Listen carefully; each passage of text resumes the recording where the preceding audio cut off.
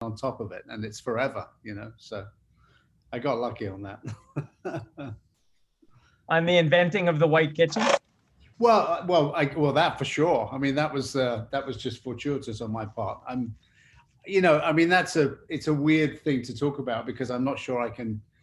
I mean, people credit me with that, and I certainly, at the time that we did it, white kitchens were not a thing, and so we were absolutely promoting it, and people were loving what we did, and we started to see more of them. So, maybe I can take credit, but I don't want to be known as the guy who's walking around patting himself on the back taking credit. What year would that have been? God.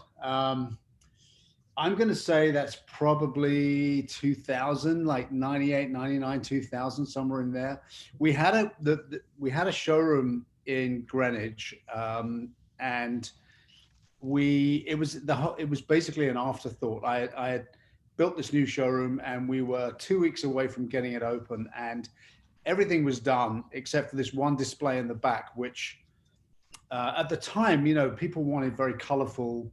That we were doing lots of hand glazed finishes, and everything was very decorated.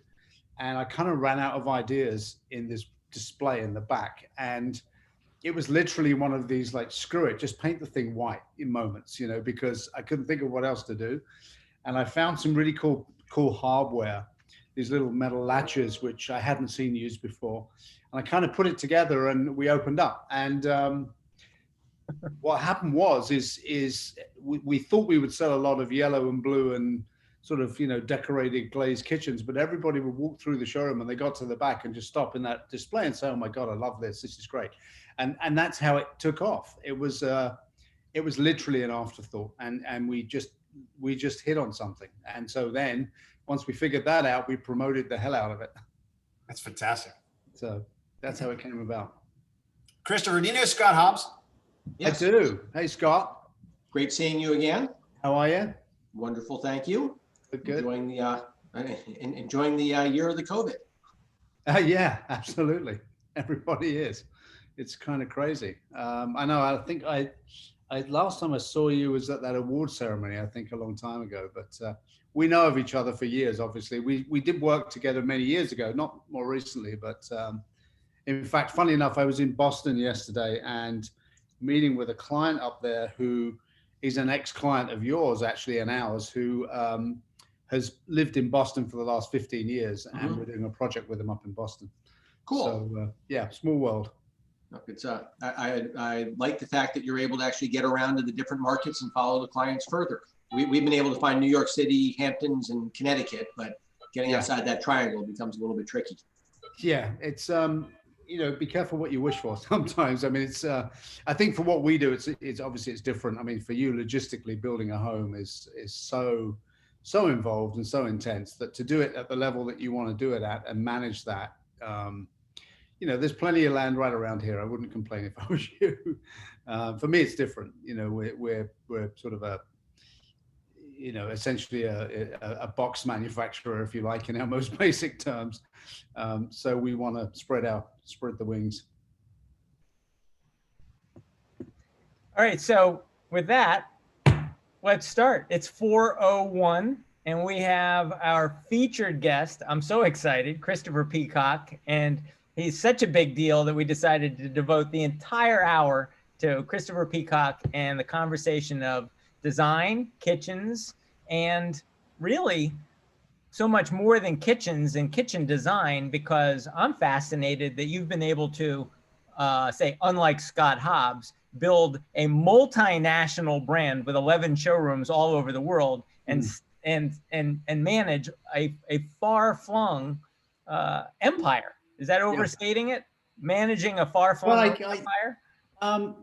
I don't think of it like that. I mean, to me, I'm in the trenches every day, so I never stop and think about, big words like that. But it depends. I mean, it all sounds very glamorous, John, but it's slow and steady. I mean, this is my 28th year in business, and so for me, it's not an overnight thing. It's been a long, steady road, and we've had huge successes and huge failures along the way and everything in between. And so I never really stop and take stock of that, So I want to talk a little bit about the failures because I think that that's really interesting. When I was reading the stories in the New York Times, I think, and I learned that you were the inventor of the white kitchen. I think it was at a low period in your career. It was just after you said 9/11, and the business, everybody's business, had taken a hit, and it was a tough time, and it wasn't easy. And you were just talking about the fact that it was just a happy accident. Can you take us through that story again for everybody who's just joined us? Absolutely, The happy accident of the invention of the white kitchen. Yeah, absolutely. I mean, yeah, first of all, it was a tough time. I mean, I started my business in 1992 and in Greenwich, and it was really just me. It was a one-man band, basically, and I gradually started to sort of build it and build a reputation locally. And we started to, grow quite well into other markets, and with the transient nature of many of our clients who were moving to different parts of the country and had second homes, our business was spreading. But then, 9/11 comes along and there was a recession, and just wasn't a great time. In fact, when I started in 92, it was a recession as well. So, which it's actually a good time to start a business, as I figured out. But so we get to 92, 93, and we had moved to a second location in Greenwich. We had our first real showroom anyway, was on Greenwich Avenue on a second floor, and I wanted a ground floor location, and we found one. And so I was building this street level showroom in really what was sort of the design row at the time. You had Country Floor Tile, you had a bunch of other cabinet companies there, a couple of interior design stores, and so we were there. And at the time, what was very popular were these highly decorated kitchens, if you like. And so we were doing these glazed finishes where we would send in decorative painters and they would do these drag finishes and stipple and strié and lots of yellow, right? Lots of yellow. Oh my God, tons of yellow everything, and I had a sponge painted room back then. Right. Everybody had a sponge. We all did. Mario Boada was like the big deal, and it was the Prince of Chintz, and that was the scene. So we were doing a lot of that, and that was great. And so I had four kitchen displays in this showroom at the time, and in the very back of the showroom, we had a display that we were a couple of weeks away from opening, and I sort of, to be honest with you, kind of ran out of ideas as to what to do, because in the front I had a yellow kitchen, then I had a kind of a blue bathroom vanity, and then I had this country pine kitchen in there, and I sort of got to the back of the showroom, and my team was sort of saying, well, what do you do? What are we doing with this one? And I just couldn't figure it out, and we really had to get it finished, and so I basically said, oh, screw it, just paint the thing white and we'll figure it out later, kind of thing. And so they literally did. And at the time, solid color cabinetry was not the thing at all. It was all these glazed finishes. So they painted it white, and then I went searching for some hardware, and I found this really cool kind of latch, this old kind of cabinet latch detail, which I hadn't seen used before anywhere, certainly not over a whole kitchen. And so I married the two together, and and there it was. And so we opened up, and what we found very quickly was that people were coming in and walking through the kitchens, and they would end up in the back display and just fall in love with it.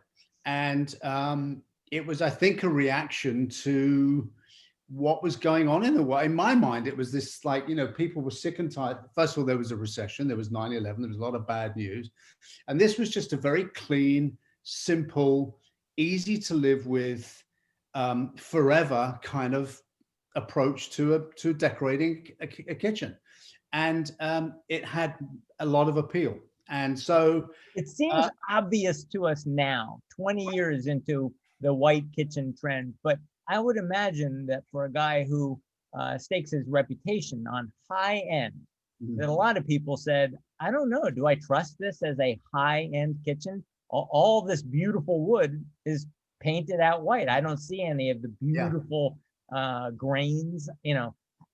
How do I trust it? Because we sort of took all the detail out of it. When you basically paint something solid white, you know, the details there, but you don't really see it. It becomes this sort of blank canvas in a way. But interestingly enough, what I learned is that the things that you then introduced into the space are what gave the room the beauty. And you know, it's never about the cabinetry, it's about the room. And to this day, I mean, you know, when I design and when we work with our clients, it's very much about the holistic approach to the design of the room and the surrounding rooms, to be honest with you, because, you know, the contiguous spaces affect the feel of the environment just as much as the space that you're in and you're decorating. So for me, it was very much about understanding that, and the white became essentially instead of it being the decoration, it was the backdrop to other decoration. And in doing so, it kind of opened up opportunities for you know, a great piece of artwork or colorful kitchen towels or colorful appliances. You know, we had people putting in bright blue stoves, or, you know, something colorful. And so it was a different way. And more importantly, I think people could see that it wasn't trendy and it wasn't fashionable. It was sort of non-fashion, if you like. And, you know, the investment of something expensive and beautiful and everlasting, you want it to stand the test of time. And I think that, unbeknownst to me at the time, that's what we were hitting. And I think people, you know, we learned from our own experiences that that's actually what people were liking. Does timeless also mean durability? Oh, it has to be, yeah, for sure. I mean, for me, I mean, we kind of, when we build cabinetry, for us, it's sort of everlasting. And one of the reasons that I've always championed a painted finish, an on-site hand-painted finish, as opposed to a factory finish of some kind, or a baked-on finish, or a sprayed-on finish, is that it's a forever finish. It's a repairable, maintainable finish that can last forever and for the life of the cabinetry. And you know, I've never built cabinetry which in my mind was meant to be disposable or to be ripped out. I mean, that stylistically, we try to do things which are more timeless, if you like. Certainly we try to keep them current in their feel, but we expect that they're going to be put into homes which are also going to be everlasting homes and be passed on through generations. So for me, if you're spending that kind of money on a home, the fitted cabinetry becomes part of the architecture and the, you know, the part of the home, and it should last. So you build a high quality cabinet, you want the finish to be able to keep up with that. And that's why I've always done it that way.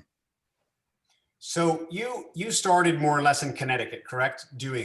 I did, yeah. Very much so. I came over to the United States in 1987, working for a German company initially, a company called Seamatic Kitchens, who are sort of high-end European cabinetry. And they had sent me over on a 2-year stint to basically design showrooms for them as they were opening up showrooms within the US market. And, you know, I was 27 years of age. This is a great gig. I get to travel around America, do what I do, and get paid for it. And so what happened was, after about a year of that, I was approached by a British company called Smallbone Cabinetry, who are also sort of iconic brand, who've been around a long time.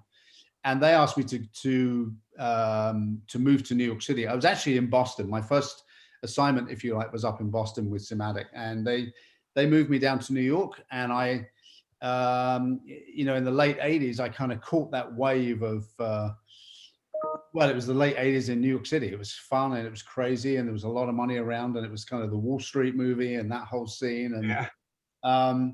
And so it was a great time to be there doing that and designing. And so anyway, cut a long story short, they actually opened up a location out in Connecticut and asked me if I'd like to go out to Greenwich and start that up for them, which I did. So I was reverse commuting from the city every day out to Greenwich, ultimately moved to Greenwich. And then in the early 90s, this recession hit, and it was a really tough time to do any business at all. And I really needed to sort of put food on the table. And I always had this ambition, I guess, to do my own thing.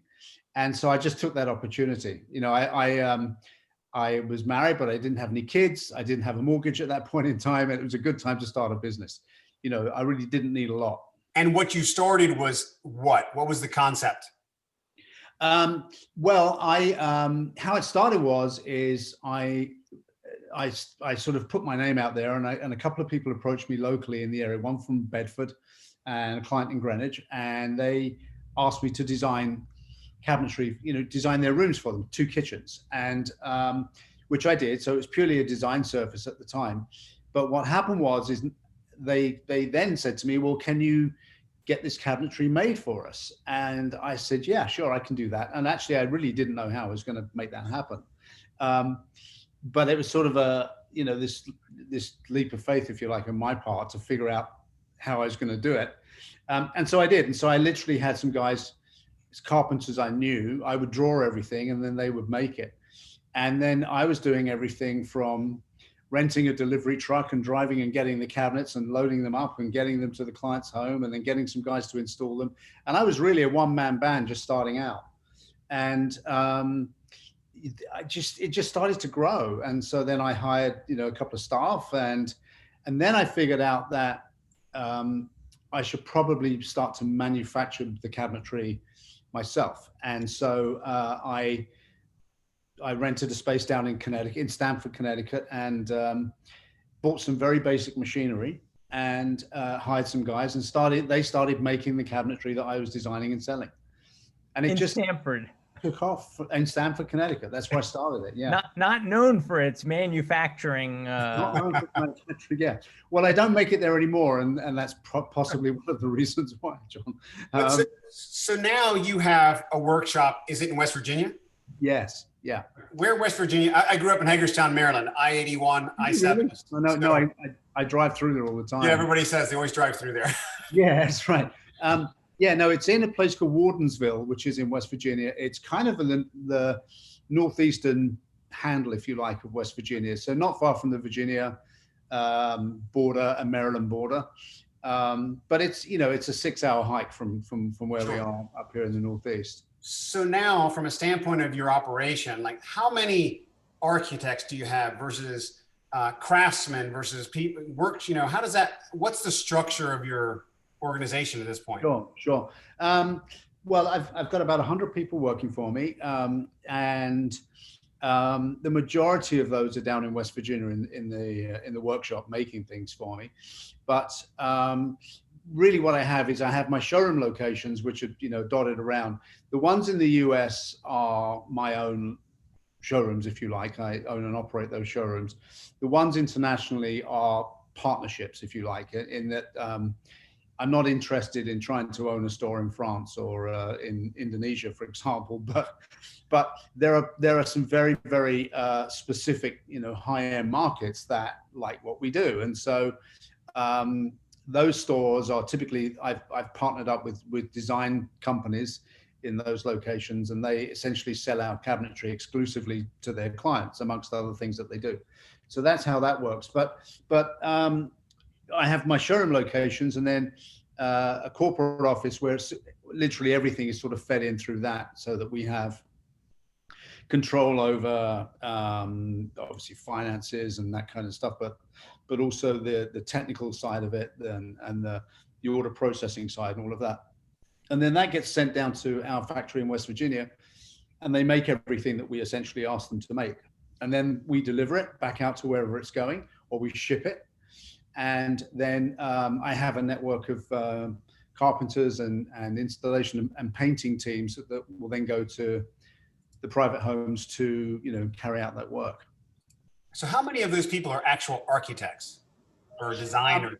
Yeah, designers for sure. So in each of our showroom locations, we have designers on board in each of our showroom locations that have essentially been trained by me. In each showroom location, we'll have a designer or designers with technical support, people that are trained in the technical piece of what we do, and the AutoCAD and drawing and all of that kind of stuff. And they sort of work as in tandem as a team with every client. And then they're supported by local project management as well, so that we have the kind of the outside project management support that manages the back end of the operation, which is, obviously delivery, coordination of the job site, of the carpenters, the painters, and everybody else, punch list and liaison with the client. But our designers manage that process entirely. They never let go. So the client always, the client essentially forms that relationship with the designer in the showroom at the very beginning, and that's never broken through the entire process. They work hand in hand with the client throughout, supported by the rest of the team, and then corporately as well. It's these days, obviously, everything is so digital that it's actually quite easy for us to work on projects all over the world remotely, essentially. We have at least a few builders. We got a lot of agents in the room, and a lot of us are wondering, how do you differentiate the brand? Now that you've got 100 people and other designers, actually, as you say, working on those one-on-one relationships with the client, you can't design every job and organize every installation. So how do you establish the brand and continue to run a brand across an international footprint? So talk to us about that. I think the first thing is that you've got to keep it very simple and not try to be all things to all people. I mean, we are absolutely not that. I have opportunity to do lots of things that we don't do or we choose not to do because it takes us out of what we know how to do and to do very well. At one time, you were in the paint business. You had the most expensive line of paint. Yeah, and still do. You still have the paint line. We do, yeah, but it's only available to our clients. What happened was, just to talk about that,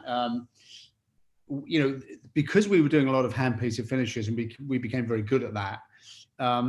Our clients, obviously, once you have a trusted advisor on board, as we are, our clients come to us for lots of other things, and they want our advice on paint colors in other rooms and decoration and architecture and window position. I mean, they just want our opinions on things. And so we were often being asked to help put paint schemes together for our space and other spaces around it. And so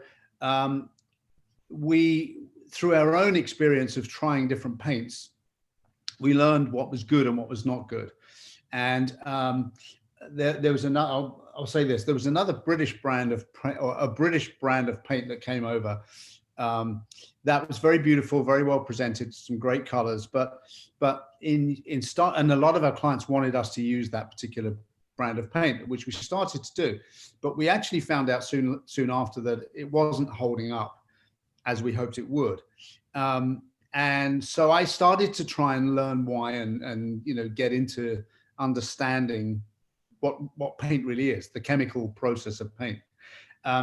And in doing so, I sort of learned a lot, and I thought, well, there's an opportunity here for me because we want to use a better paint for our own purposes. And but we're advising people about colors and finishes and all of those things. So instead, why don't I just sort of put that together? And so I started working, and it's no secret, I work with Fine Paints of Europe up in Vermont. And I developed a color palette of 90 different colors, all of which the idea was that you could take any one of those colors and put them together and they would work well together in any sort of combination. And so we developed that, and we developed the paint line with Fine Paints and made that available.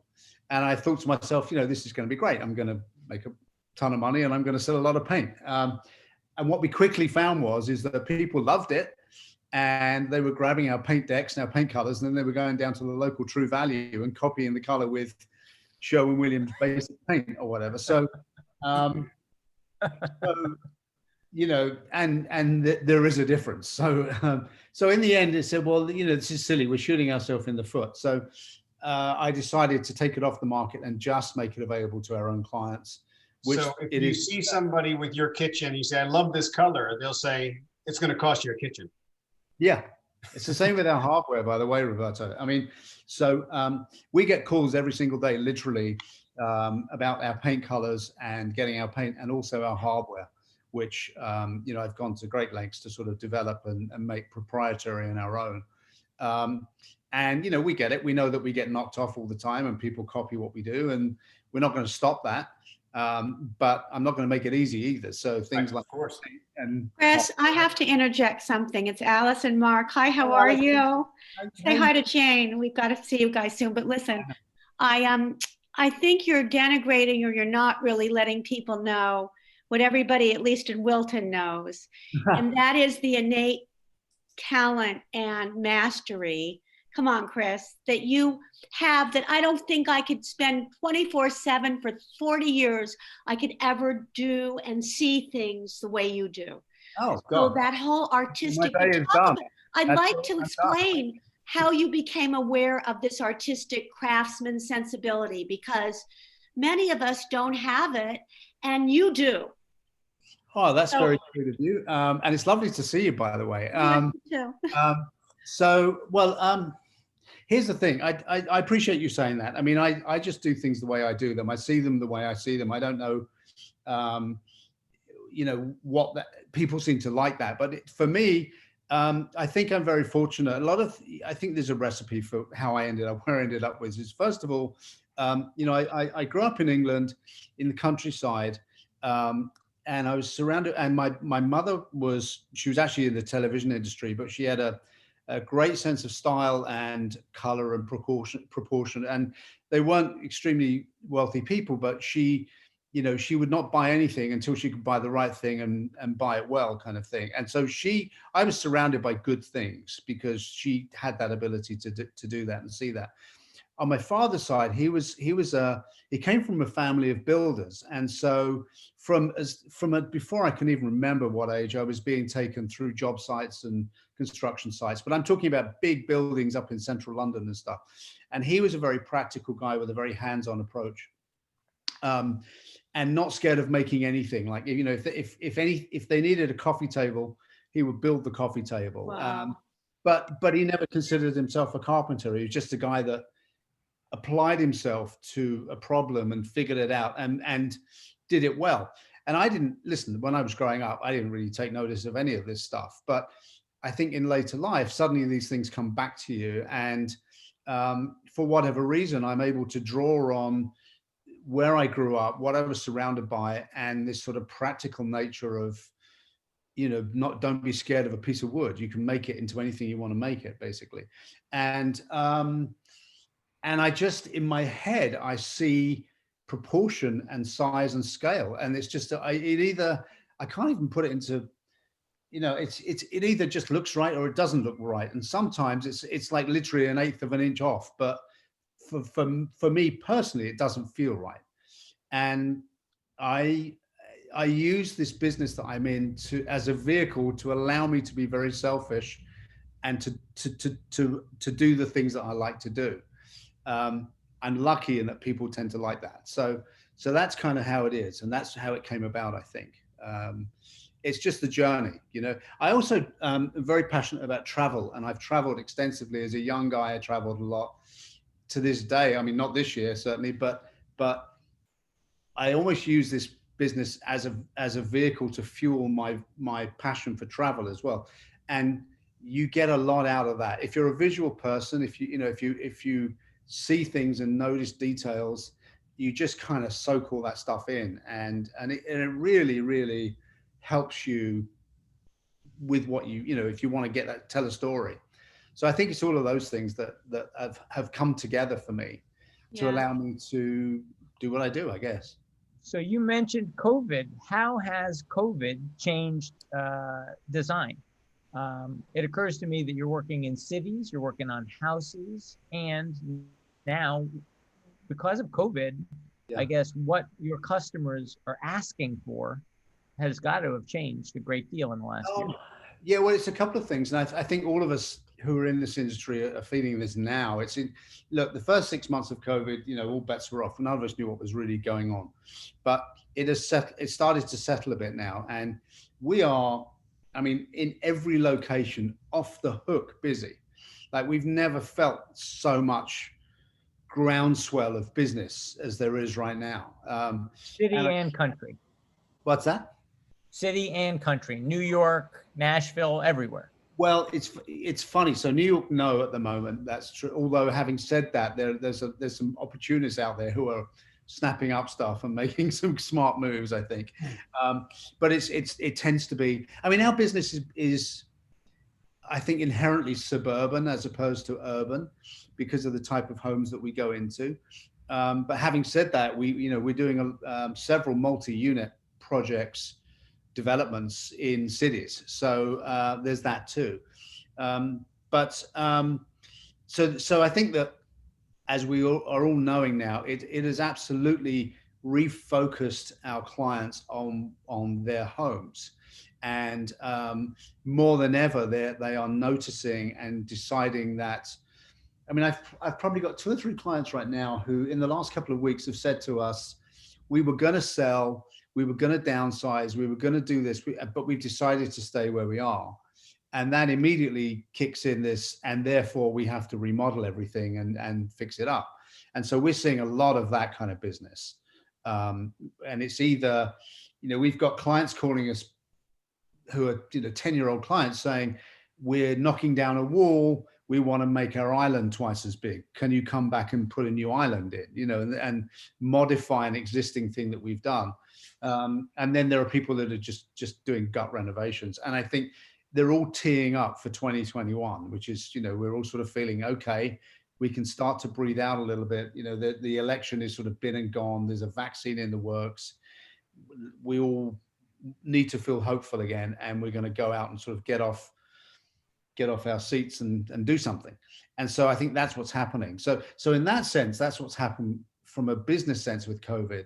Design wise and product wise, it's no secret there's this huge shift because of the amount of time that people are now spending in their homes and working from home especially. And so creating these environments where people can work comfortably, or take a Zoom call or whatever it is, has become really important. So we're doing sort of dressing rooms with desks in them, if you like. It's sort of an escape area where somebody can go in, be comfortable, and the kids aren't going to come running in, and they can sit quietly and escape and work. So we're seeing a lot of that as well, for sure. So you started in Connecticut. So for the most part, you were more homes, and then you started doing some additional things in the city. And I'm just curious. I'm a Manhattan broker, and I saw you did 555 West End Avenue, yes, which was extraordinary. And did you work with Carrie to market? I mean, did they say, "Look, we can allocate you this space," or did that come between? Was that a conversation between the two of you that we can allocate this, or do we have to? I think. So it was absolutely a collaboration and a conversation, I think. Now it's interesting because we've done a bunch of those sort of projects in the city and are currently doing several. But so Kerry's an architect, right? So he comes with that inherently, and he's thinking about space and proportion and all of those things anyway. But he was also very much about including us in the conversation early on, and so. There's been a shift, I think, certainly with the real high-end developments and these sort of what I call these boutique high-end developments. They are understanding that the developers themselves are understanding now that the earlier they get a company like us in the conversation, the better that everybody benefits from it, just because we have the ability to affect sometimes a very simple thing, which benefits the space tremendously. Also, the other thing is that, the people that are buying those homes, those apartments, are already our clients. And so we know what they want. We know if they want 2 dishwashers, or if they want, a particular kind of marble, or a particular kind of finish, or flooring, or appliance, or whatever it is, because we're talking to them every day. That's our wheelhouse. So we become part of the conversation with the marketing team, with the brokers, with the developer, so they get to do the best they can to increase their chances of being better than the building next door. On that particular project, your use of the vertical space was absolutely gorgeous. It reminds me of 88 Central Park West. The Brentmore was the same thing. I sold an apartment and they had all the original kitchen in there, and it just goes all the way up the walls. Absolutely so spectacular. Yeah, I know. I mean, it was a great building to begin with, and I think it was an old school. It was an old school. So super high ceilings. Yeah, and great windows. So it was you know, it was a great palette for us to begin painting, if you like. So let me ask you, the typical New York kitchen used to be, you open the refrigerator and there's a bunch of condiments inside. Right. You know, everybody would order out. But now, you know, life has changed and people are like, come over, let's cook. Let's all cook. Let's be in the kitchen. So, so I'm curious how that has that affected other aspects of, you know, even in Connecticut where things are, you know, that lifestyle aspect, has that changed what you've done over the last even 10 years? Are we still entertaining in our kitchens? I mean, are we still making these islands that you could land a plane on?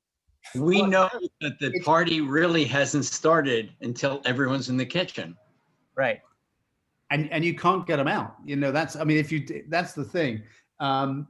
It's funny, I actually had this conversation with my wife this morning because we were talking about, you know, a very small gathering of like our bubble of, you know, 6 friends that are all tested over the Christmas period, and we can never get them to go and sit in the family room area and all hang out because everyone always ends up back in the kitchen space. And we were trying to figure out how do we actually make that happen? You know, do we just put hors d'oeuvres out all over the coffee table and hope that people go over there to get a shrimp? And we've, you know, concluded that there's just no point because it's not going to happen. But to answer the question, I actually sort of peg it to the Food Network. You know, when we started to see celebrity chefs on TV, and they kind of really made it look good to be able to go cook, and you suddenly you got these weekend warriors that are going to Zabar's or wherever they're going in the city, and you know, Dean and DeLuca, and they're buying like very expensive fresh pasta and then bringing it home and cooking it, and suddenly they're an expert. But actually it became a thing. You know, it became a thing, and I think that coupled with the sort of the health regimens that we're all trying to follow, it meant that people started to become interested in entertaining and cooking at home and creating things themselves. And they started to value that and value the conversation and the camaraderie of getting together and doing those things, as opposed to going out. And I think more than ever that's been solidified now because we've all been forced to do that. Yeah. And so that's another reason I think why we're now putting so much importance into our homes, and that's not changing, right? I mean, where's the trend going? Because it seems like it was all kitchen. Your business was entirely kitchen, and it seemed to suggest on the website that you're doing 1/3 of your business is non-kitchen business now. And I wondered whether that's a couple of things. So certainly, the conversation typically starts around a kitchen, but you know, as a cabinet maker and as designers, we've always done other rooms, and we've often done a master bathroom or a couple of bathroom vanities or something, or a butler's pantry or a mudroom or something, because they were connected spaces, and it sort of meant visually that it made sense that the style of this would match. But I then, we were talking about 9/11. Well, then let's talk about 2008. You know, where we were all booming, and then all of a sudden, you know, the world comes to an end in 2008, and there's this big crash, and now we've all got to figure out how we're going to get through that one. And the thing that I realized that I had in front of me that I hadn't capitalized on was selling more stuff to the same or less amount of clients. You know, clients were a rarity at that point in time. I mean, everything just stopped for a while. And so I had to find a way to keep the business rolling. And so I kind of doubled down and started to design these other, you know, create these other collections of cabinetry for other spaces. Because we already had our client, we just needed to find ways to accommodate. They were going to go and spend the money anyway somewhere.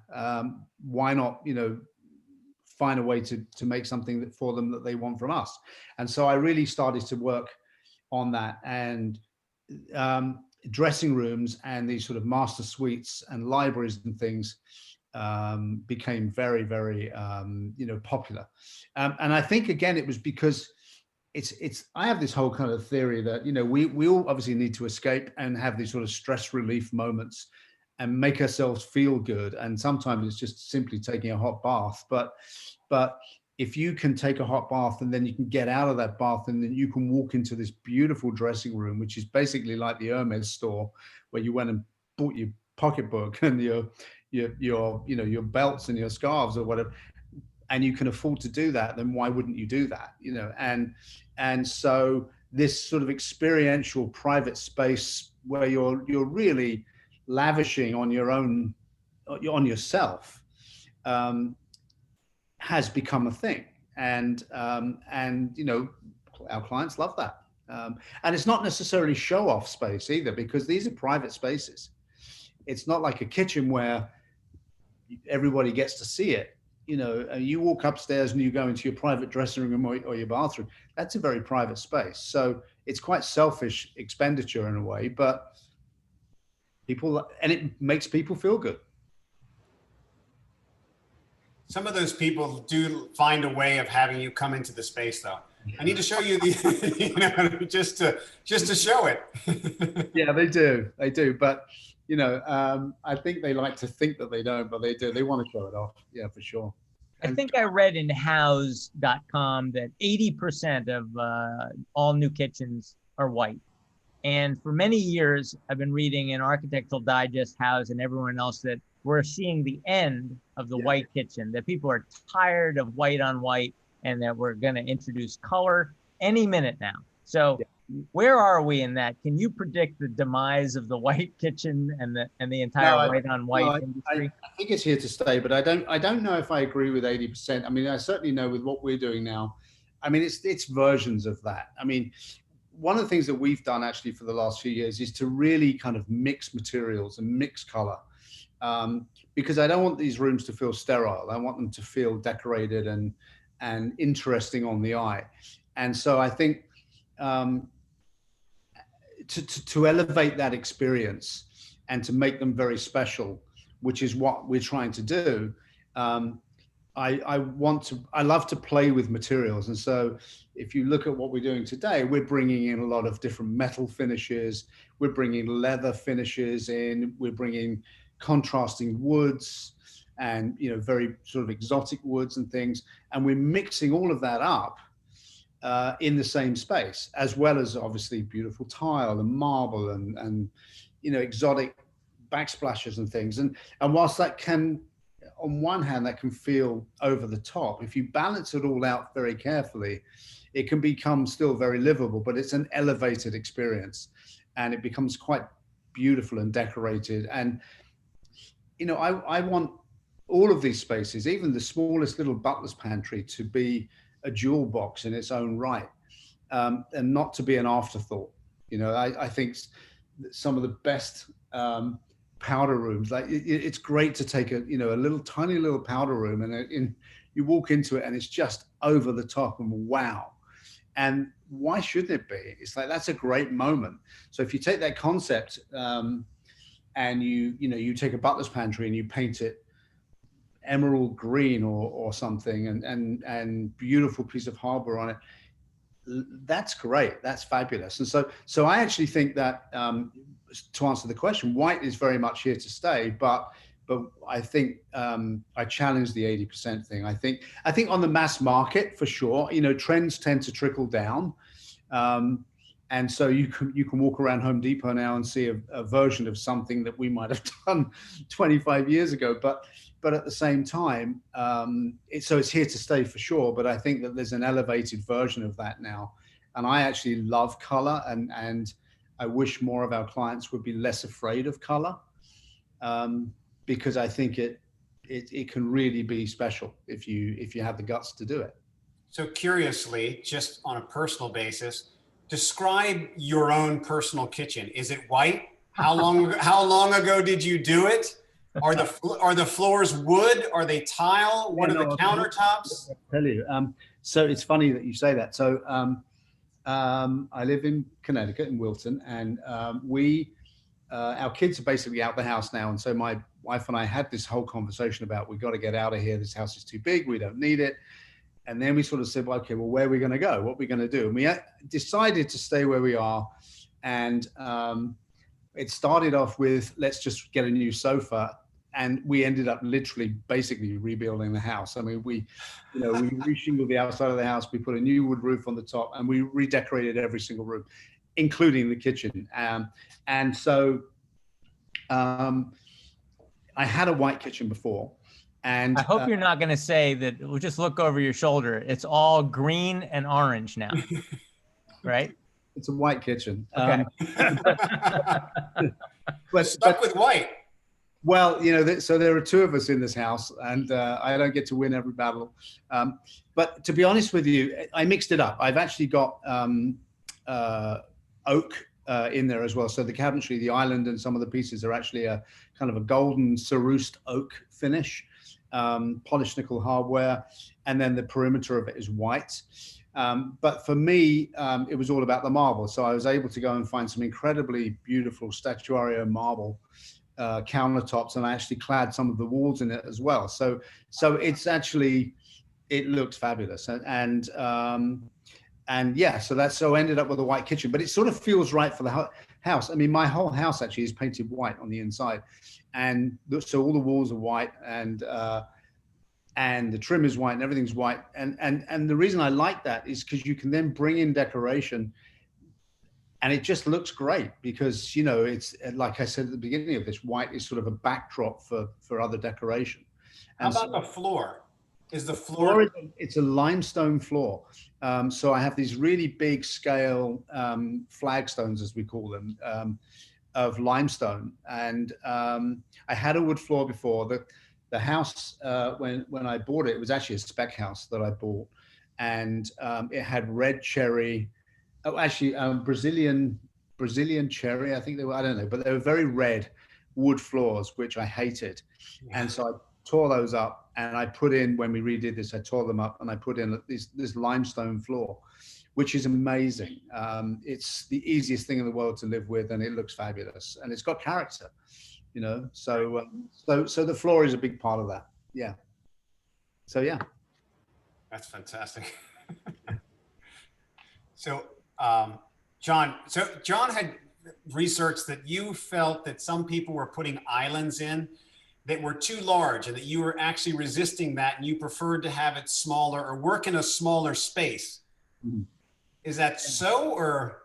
Well, it's definitely depending on the space itself. I mean, things govern that, but bigger is not better for sure. And I think things have to be proportionate and scaled correctly, and also practical. I mean, if you see somebody leaning across a countertop, literally their feet have left the floor so they can wipe down the other side of the island, that's ridiculous. No one needs that. You don't need a football field. You don't need to land a plane on an island. So I think that you find other ways to fill the space sometimes. Maybe you drop down one area of the island and you create an area for baking, or you have kind of a rolling serving cart parked against the end of the island so that it fills the space, but it's not necessarily just a slab of marble kind of deal.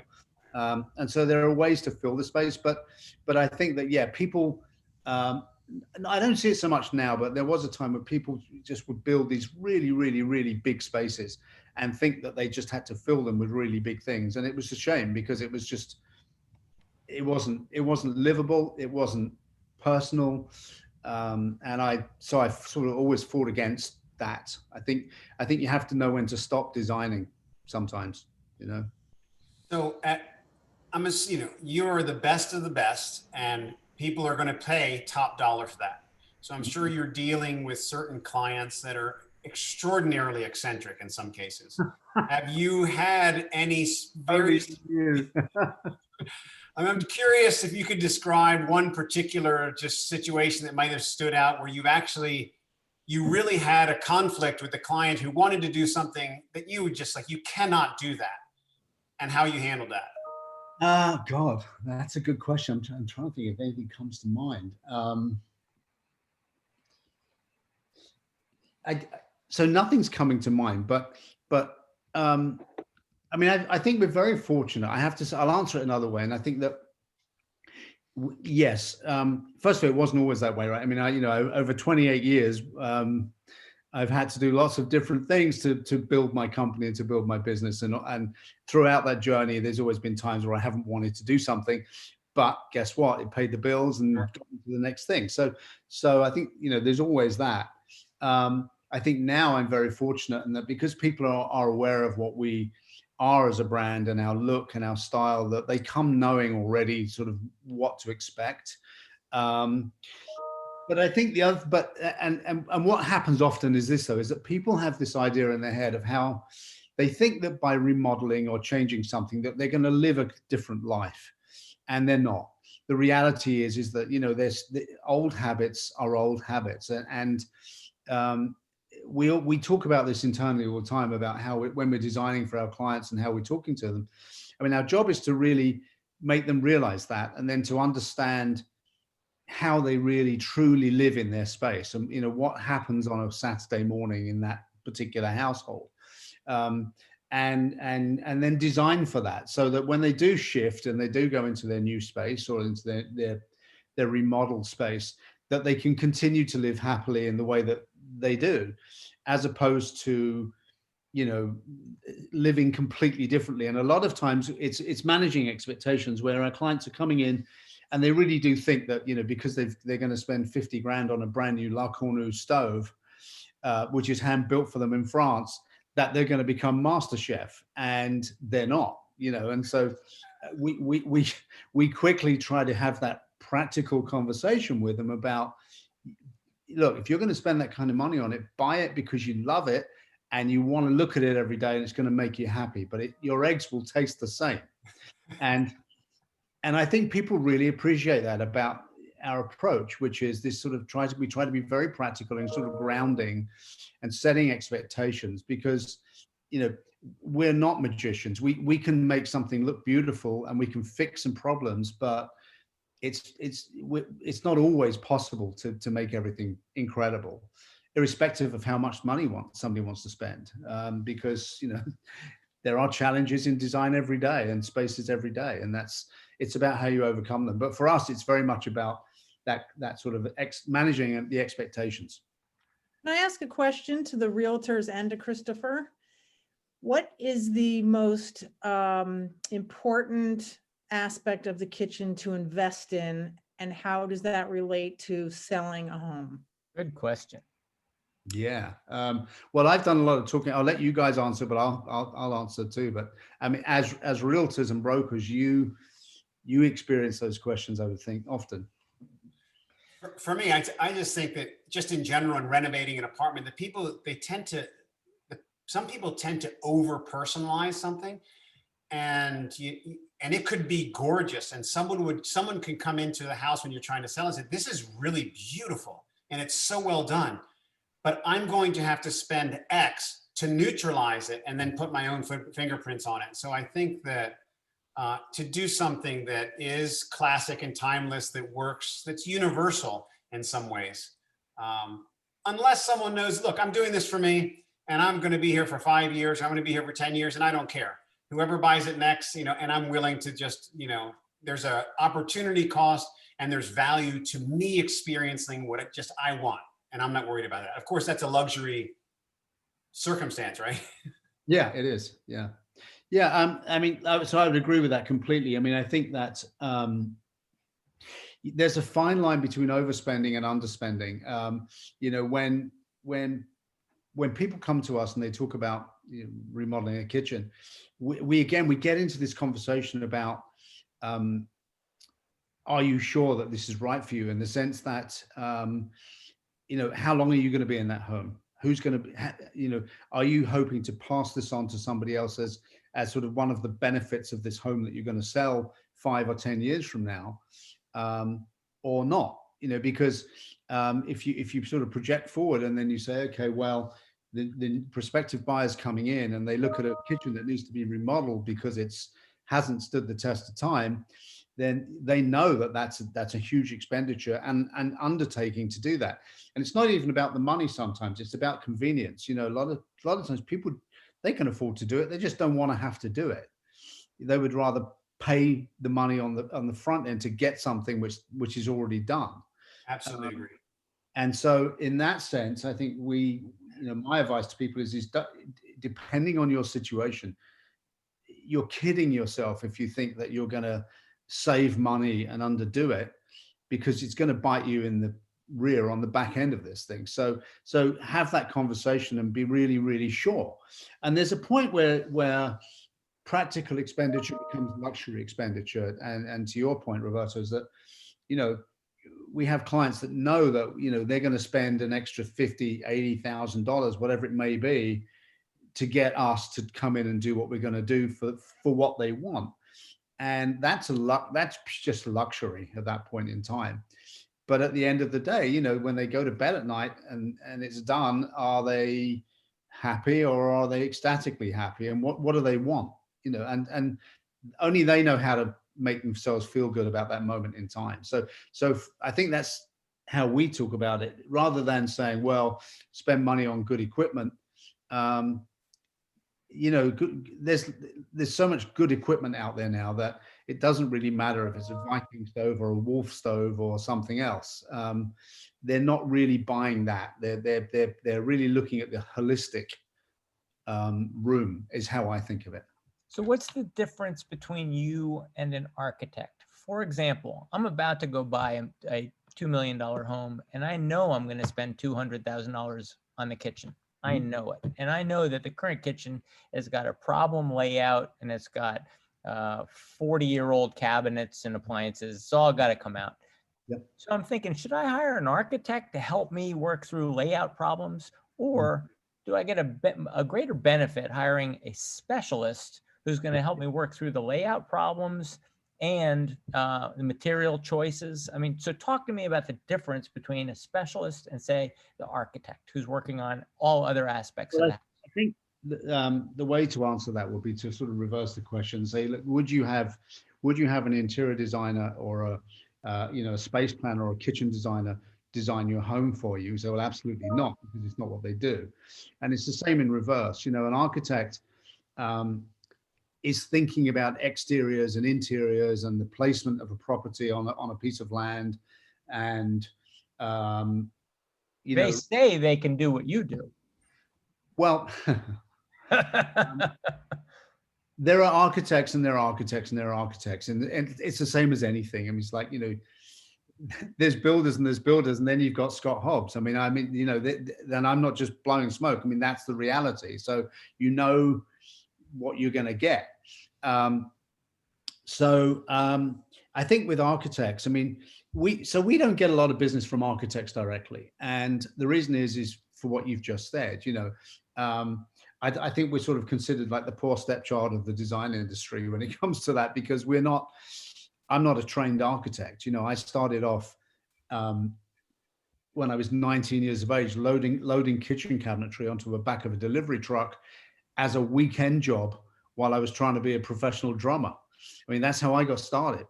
And so I never thought I'd be doing what I'm doing now, but I discovered this, like I said, I sort of tapped into this stuff that I was doing that got me where I am now. But with an architect, it's years of architecture school and study and, ionic column details and plinths and all of this other stuff that you have to learn about.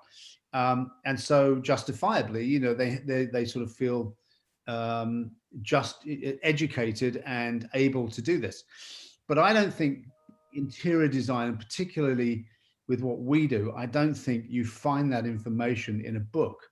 I think it's very much about real life, practical living experiences and understanding how people live and the pattern of living. And that's how you design from the inside out. An architect, I always think, designs from the outside in, and we're doing the complete opposite of that. I mean, we really care about how you fold your socks up and how you store them in a drawer if we're designing a man's dressing room. I mean, that matters to us, and everybody does it differently. And you know, we have a conversation with a client about an ice maker, and for one person, an ice maker is important because they want to put ice cubes in their scotch. Another person, the ice maker is important because they like to have a bag of ice so they can put it on their sore knee. And guess what? They want different shape ice cubes. And so you don't know that unless you get into it in that way. And so I think that, taking nothing away from an architect and what they do, I don't think they can ever be as good as people that think from the inside out and design at that level. We're kind of like not designing from 50,000 feet down. We're kind of right at ground level, asking silly questions. But ultimately, when we leave, good design means that you move in and everything just feels easy and convenient, and you don't know why, but it just does. And it's because that's when we did our job correctly. So I would always suggest, if you're talking about kitchen design, go see somebody who knows what they're doing. Scott? Well, I mean, some of this it's just a matter of volume too. I mean, a lot of architectural firms will do the same number of kitchens over a career that Christopher Peacock does in a year. And you learn, you're up to date, you know the exact stuff, you know what people have said before. And so, you know, the kitchen's the most lived in room, and it's a specialty, and there's a lot of questions, and having a lot of experience is a big advantage. Yeah, and to your point, Scott, I mean, what we find is that the higher end architects absolutely understand that. They are not looking to bill extra hours drawing kitchen cabinets because they don't need to. What they're trying to do is to do their job and be architects, and you see the difference. So I think it depends. If you've got an architect who's sort of a one-man band who's trying to, you know, build his business respectfully, as he should be doing, he's going to try and grab as much of that work as he can for himself.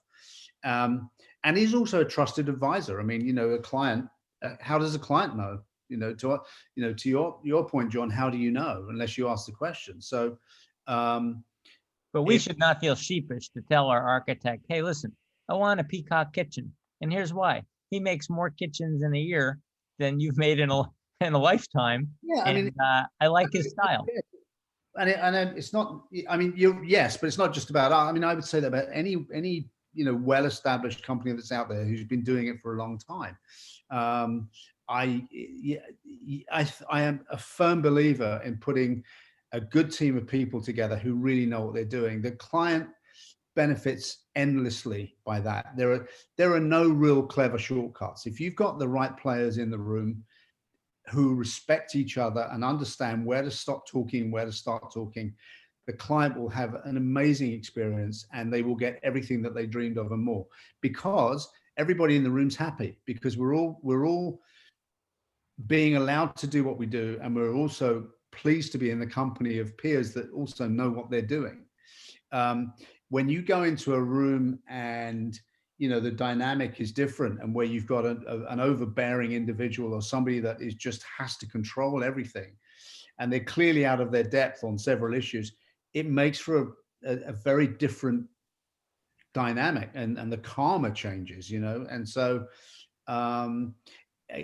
you know, we all experience that every day, frankly. I mean, we all have that, and we just deal with it. But the best experiences and the best projects and the happiest clients are the ones where the players in the room all get it, and they're not threatened or afraid, you know. And I mean, I know. I mean, look, the guys in this room, they know, because we're all dealing with the same kind of people. So for me, I think it's very important for the client to understand that the benefit of having experts in their field is huge. All right, where do you want to build your next kitchen? Because as I look around the room, I see Dina Foster Osborne in Harlem. I see John Bainton there in Rowayton. I see Paul in Long Island.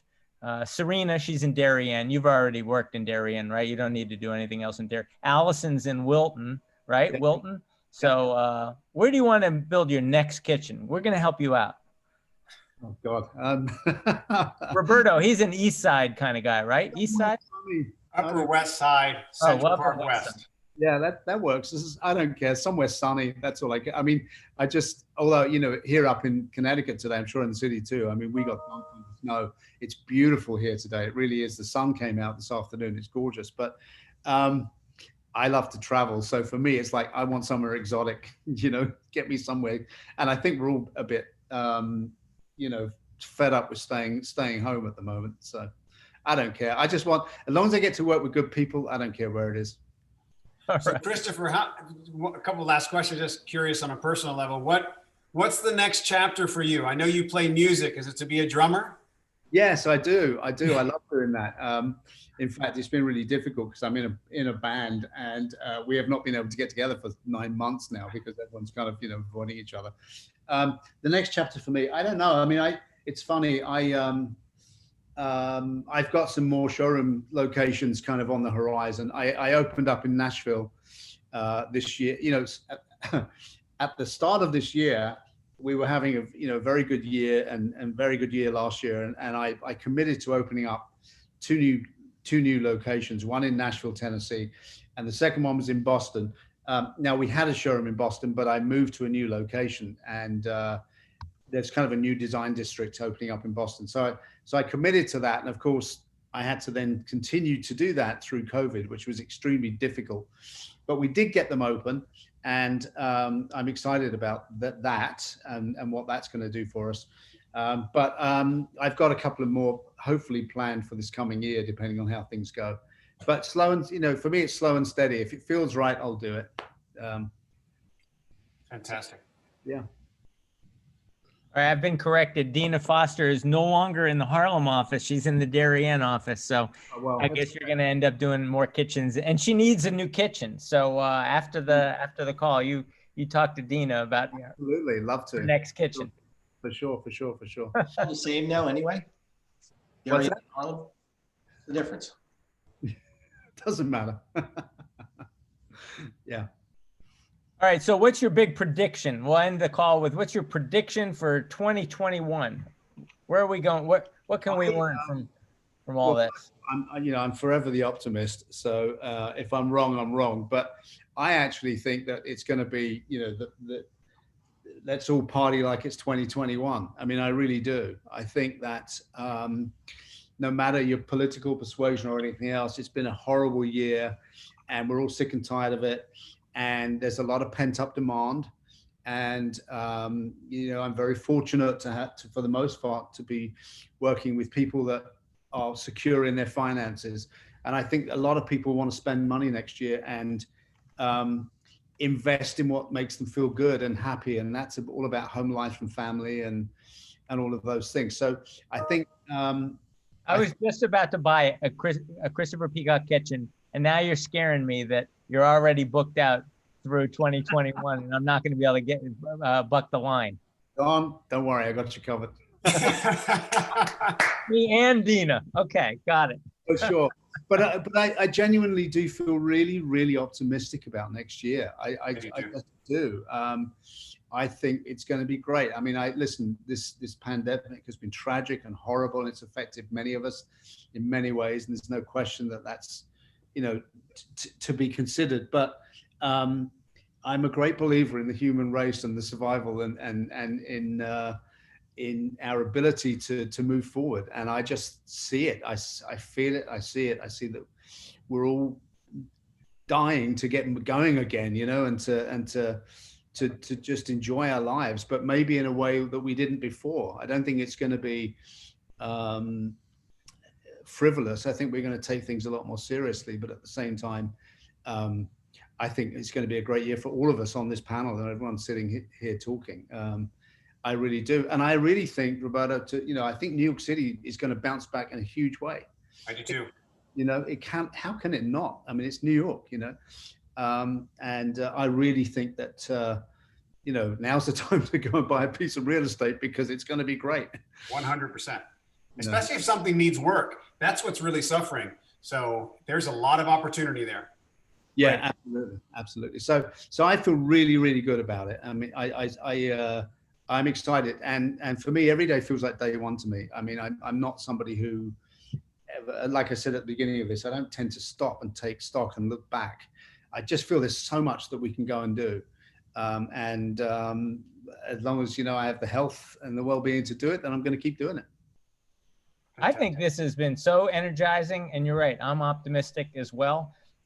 Frankly, I thought you were going to be, a guy who's been making kitchens 40 years. I thought this could be kind of a dull conversation, but it's been anything but dull. Fantastic. And I've had a great time, and I've learned a lot. So thank you. I agree. I know I feel like I've totally hogged the conversation, but since you're asking, I'm gonna tell you. But there's some great people in the room, and people I have huge respect for. And having watched your other Zoom podcasts, people that you've had on, I know a lot of these people, and this is great. It really is. I've thoroughly enjoyed it. So anytime you want me back, I'll be happy to show up. All right, you got it. So thank you very, very much. Thank you so much, Christopher. Really appreciate it. It's a pleasure. I'm sorry I didn't get to talk to you more, but we can always be connected. All right, excellent. All right, thanks everybody. Take care. Happy holidays, Scott. Hi, all. Meredith. Bye-bye. Merry Christmas, everybody. Ho, ho, ho. Bye-bye. Enjoy. Happy holiday.